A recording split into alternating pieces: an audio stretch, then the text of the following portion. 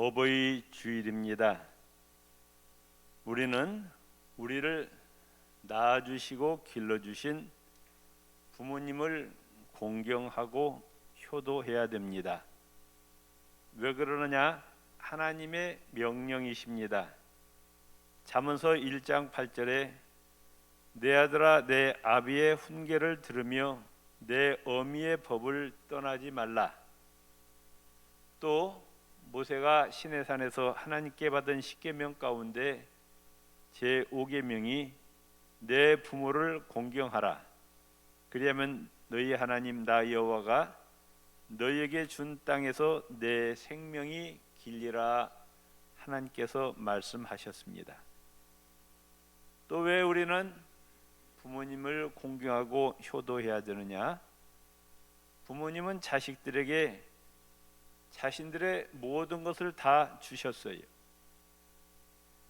태중에 있을 때 피를 주셨고 영양을 주셨고 생명과 성품을 주셨고 태어난 다음에는 부모님의 사랑을 몽땅 자식들에게 다 주셨고 육신에 먹을 것, 입을 것, 우리에게 필요한 모든 것을 다 채워 주셨습니다. 또 부모님과 자녀의 관계는 천륜입니다. 뗄래야 뗄 수가 없는 불가분의 관계입니다.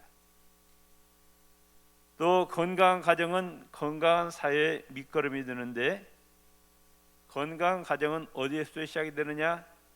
부모 공경과 화목을 이루는 데서 건강한 가정이 이루어지고 가정이 건강할 때 사회가 건강하게 됩니다. 또 부모를 잘 공경할 때 자식들이 이 땅에서도 형통하고 장수의 복을 주신다고 약속하셨어요. 부모를 공경하고 효도하는 것은 인간의 마땅한 도리요 본분입니다. 마땅히 해야 될 일, 자식이 부모를 공경하는 것은 마땅히 해야 될 일인데 무슨 상급을 바라겠느냐 그 말씀이에요. 그런데도 하나님은 부모에게 효도하는 자에게 상급을 주시겠다고 약속하셨습니다. 부모를 공경하고 효도하는 사람을 존귀한 자로 높여 주시겠다고 약속을 하셨어요. 잠언서 1장 8절 9절에 내 아들아 내 아비의 훈계를 들으며 내 어미의 법을 떠나지 말라. 이는 내 머리에 아름다운 관이요 내 목에 금사슬이니라. 하나님께서 존귀한 자로 세워주신다는 말씀입니다. 룻게 보면은 룻이 시어머니 나오미에 대한 효성이 지극했습니다. 시어머니는 땅 한 평 가진 것도 없고 돈 한 푼 가진 것도 없어요. 시어머니 따라가 봐야 소망이 보이지 않습니다. 그런데 시어머니를 잘 모시기 위해서 베들레헴까지 따라와 가지고 정성껏 봉양을 하였습니다. 베들레헴 모든 사람들이 룻을 칭찬합니다. 하나님의 축복으로 보아스와 결혼하게 되었어요. 또 다윗 왕의 증조 할머니가 되었고 마태복음 1장에 보면 예수님의 족보에 오르게 됩니다. 이방 여자 모압 여자인 이 룻이 예수님의 족보에까지 오르게 되었다 그 말씀이에요. 그건 왜 그러냐? 부모를 잘 섬겼기 때문이에요. 또 부모를 공경하고 잘 섬기고 효도할 때 이 땅에서 모든 일이 형통하고 장수하게 해주신다고 약속하셨어요. 에베소서 6장에 자녀들아 주 안에서 너희 부모에게 순종하라. 이것이 옳으니라. 내 아버지와 어머니를 공경하라. 이것은 약속 있는 첫 계명이니 이로써 내가 잘되고 땅에서 장수하리라 말씀하십니다. 신명기 5장 16절에 너는 내 하나님 여호와의 명령한 대로 내 부모를 공경하라. 그러면 내 하나님 여호와가 내게 준 땅에서 내 생명이 길고 복을 누리리라 약속하셨습니다. 장수의 복, 형통의 복을 주신다는 겁니다. 그럼 어떻게 부모를 공경해야 할까요? 성경에서 모범적인 효자 한 사람을 찾아볼 수 있으니 그가 바로 창세기에 나타난 야곱의 아들 요셉입니다. 이 요셉은 어떻게 부모를 공경했느냐?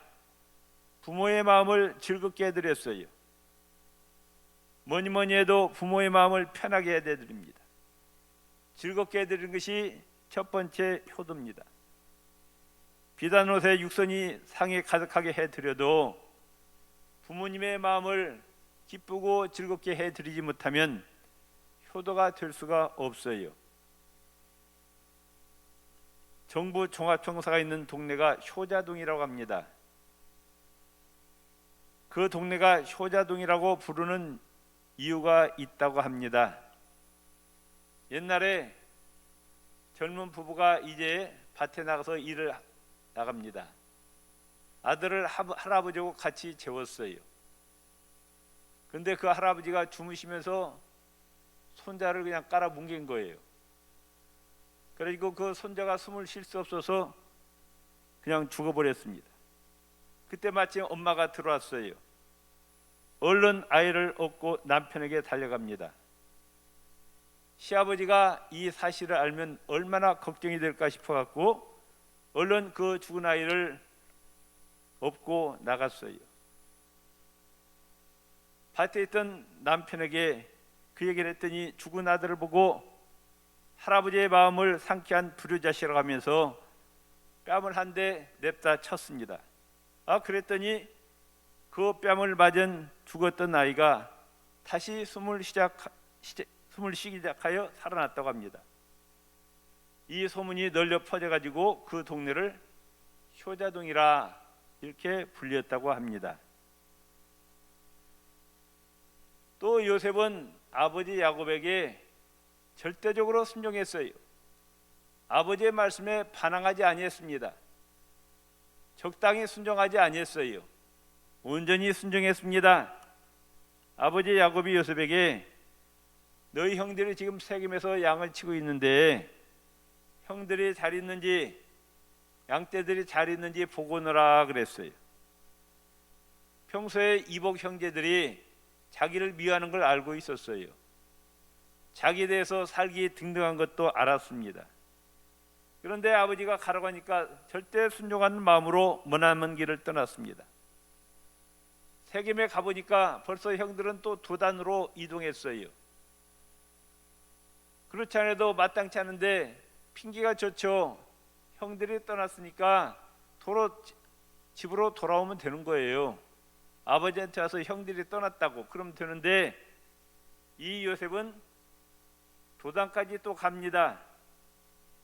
아니나 다를까 도단에서 형들에 의해서 죽을 뻔했어요. 애굽으로 종으로 팔려갑니다. 또 아버지 야곱이 돌아가시기 전에 요셉에게 유언을 남겼어요. 내가 죽으면은 이 애굽 땅에다 장사 지내지 말고 가나안 땅 막벨라 굴에 조상들과 같이 장사 지내달라고 유언을 하였습니다. 아버지의 유언에 순종해서 천리길 400km가 넘는 그 가나안 땅 막벨라까지 가서 아버지를 장사했습니다.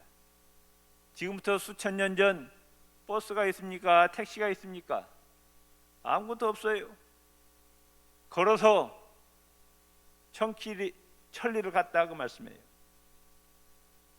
요셉은 아버지의 말씀 돌아가셨는데 그럼에도 불구하고 아버지의 말씀에 절대적으로 순종했습니다.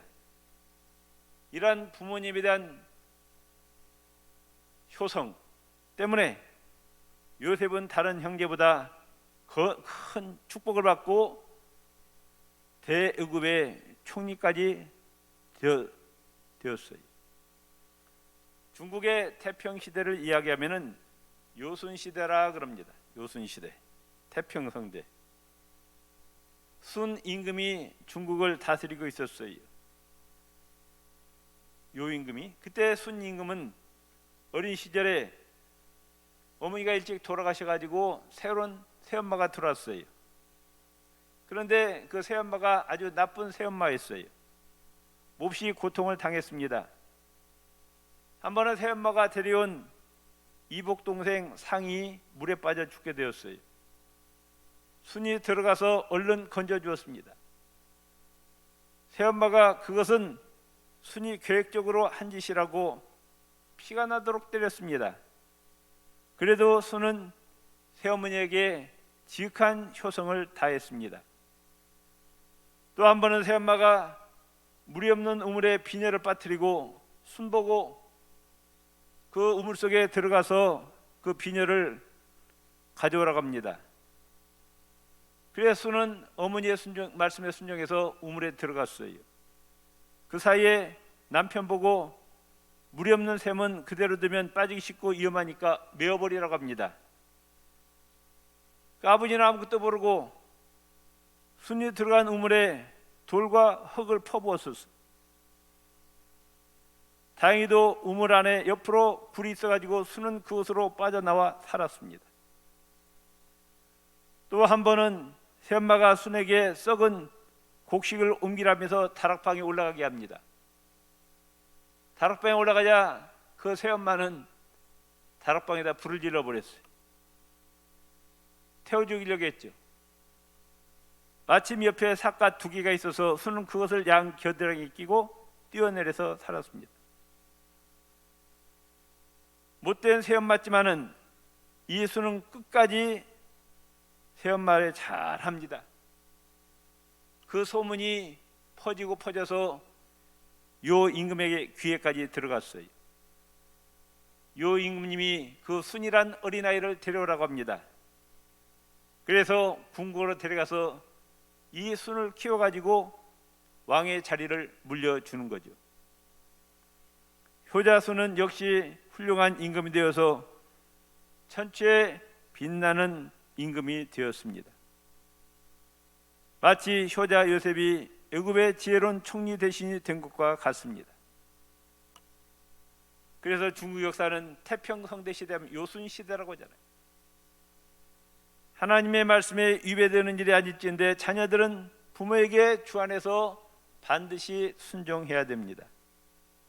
하나님은 순종이 제사보다 낫다고 했습니다. 세 번째로 부모를 어떻게 공경해야 되느냐, 물질로 봉양해야 됩니다. 창세기 47장 12절에 또 그의 아버지와 형들과 그의 아버지의 온 집에 그 식구를 따라 먹을 것을 주어 봉양하였더라 그랬습니다. 가나안 땅에 대기근이 들어서 먹을 것이 없습니다. 아버지 야곱을 비롯해서 형들이 다 굶어 죽게 생겼어요. 애굽으로 데려다가 부모님을 잘 봉양했어요. 또 자기를 죽이려고 했던 형들과 그 자식들을 먹여서 잘 살립니다. 자식들은 부모님께 돈이 없을 때 서슴없이 부모님에게 손을 벌려요. 돈을 달라고. 근데 부모님은 본인들이 낳고 키우고 먹이고 입히고 교육시켰지만 자식들한테 용돈 좀 달라는 말이 잘 나오지 않는 거예요. 자식들은 부모님을 늘 살펴서 뭐가 부족한지 빨리빨리 눈치를 채고 부모님을 잘 봉양해야 된다 그 말씀이에요. 디모데전서 5장 8절에 누구든지 자기 친족 특히 자기 가족을 돌아보지 아니하면 믿음을 배반한 자여 불신자보다 더 악한 자니라 말씀하셨어요. 가족 특별히 부모님들 돌보지 아니하면은 믿음을 배반한 자고 불신자보다 더 악한 자라고 성경은 말씀하고 있습니다. 옛날 고려시대 때 고려장이라는 게 있었다고 하잖아요. 부모가 늙어서 이제 힘이 없습니다. 봉양하기 귀찮으니까 산채로 산에 버렸다는 거죠. 우리들은 그런 역사를 보면서 세상에 그런 일이 있을 수 있겠느냐 하지만 오늘날에도 현대판 고려장이 있는 거예요. 부모님이 나이가 드시고 치매가 들어요. 봉양하기가 힘들어요. 양로에다 모십니다. 몇 년씩 돌보지 않아요. 찾아가 보지도 않아요. 바로 현대판 고려장이 아니고 뭐냐고 말씀해요.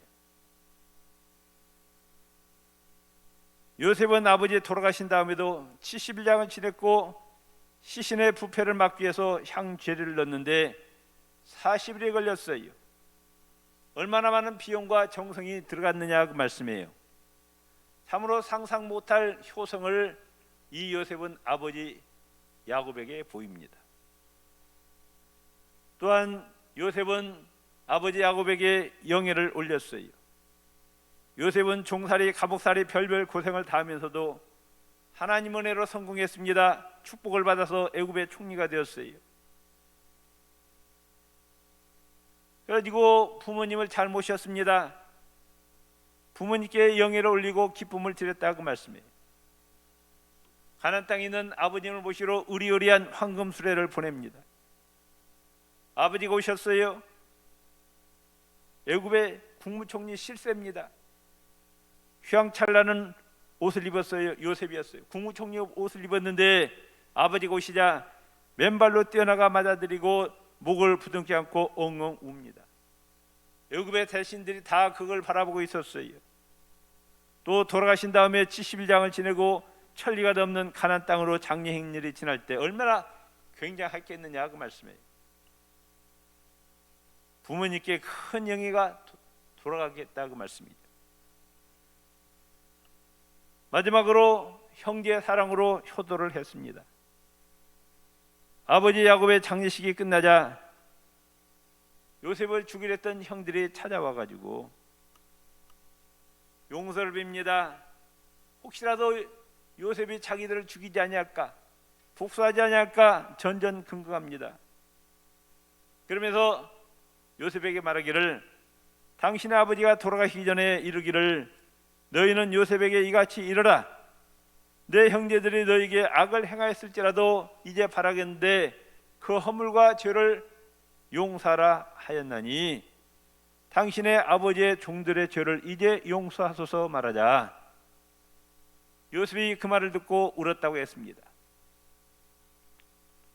이때 요셉은 형들에게 뭐라고 얘기하느냐? 두려워 마소서, 내가 하나님을 대신하리까. 당신들은 나를 해하려 하였지만 하나님은 그것을 선으로 바꾸사 오늘과 같이 만민의 생명을 구원하게 하시려 하였나니 두려워하지 마소서, 내가 당신들과 당신의 자녀를 기르리이다 하고 간곡한 말로 형들을 위로하였습니다.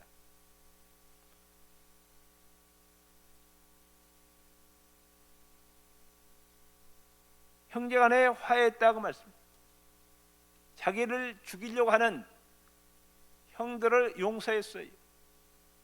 그게 아버지 야곱이 원하는 거였다고 말씀해요. 뭐가 부모에게 효도하는 거냐?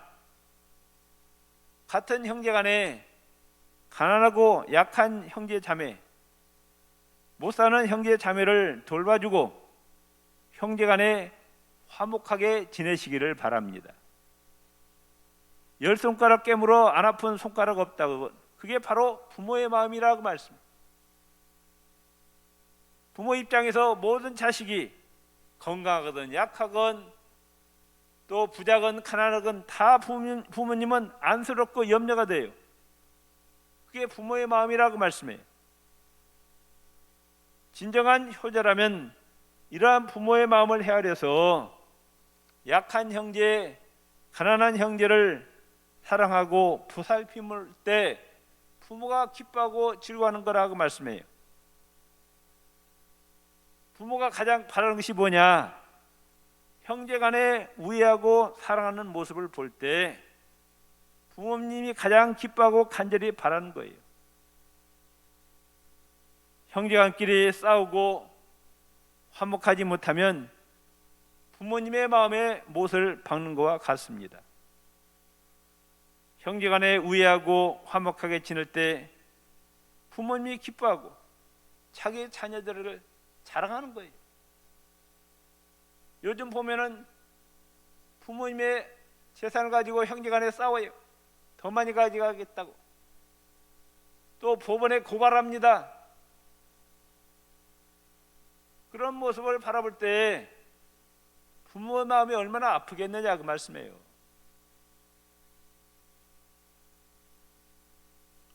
뭐니 해도 형제간에 화목하시기를 바랍니다. 서로 사랑하시기를 바랍니다. 약한 형제들, 가난한 형제들을 잘 돌보시라 그 말씀이에요. 마지막으로 부모님 꼭 예수 믿게 해서 천국 가게 하는 것이 진짜 효도다 그 말씀이에요. 아무리 이 땅에서 잘해도 부모님이 예수 믿지 않고 천국에 가지 못하면 그게 효도가 될 수가 없는 거예요. 제가 어떤 젊은 애기 엄마한테 전도했어요. 그래서 뭐라고 하느냐, 우리 시어머니 돌아가신 다음에 교회 나가겠다고 그러더라고. 무슨 말이에요? 시어머니는 지옥 보내놓고 나만 천국 가겠다는 거 아니에요. 그건 효도가 아니죠. 부모님을 천국 가게 해야죠. 어떤 교인들은 또 그래요. 부모님이 아프셔가지고 병원에 한 2, 3년 계셨어. 그럼 빨리 교회에다 연락을 해야죠. 그래야지 목사들이 가서 복음을 전하게 하고 예수님 믿게 하고 병상세례라도 받게 할 거 아니에요. 근데 숨 떨어진 다음에 돌아가신 다음에 장례 치르려고 교회로 연락을 해요. 이게 뭐냐고만. 이게 죽음 저편에 천국과 지옥이 있음을 반드시 믿으시기를 바랍니다. 아멘. 부모님을 반드시 천국 보내야 된다고 말씀해요.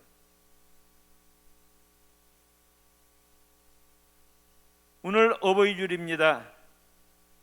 왜 우리는 부모님에게 효도해야 되느냐? 하나님의 명령이에요. 우리는 하나님의 명령에 절대적으로 순종해야 됩니다. 또 부모님은 자신의 모든 걸 자식들에게 다 쏟아부었어요. 완전한 희생을 하셨어요. 아까우지 아니하셨어요.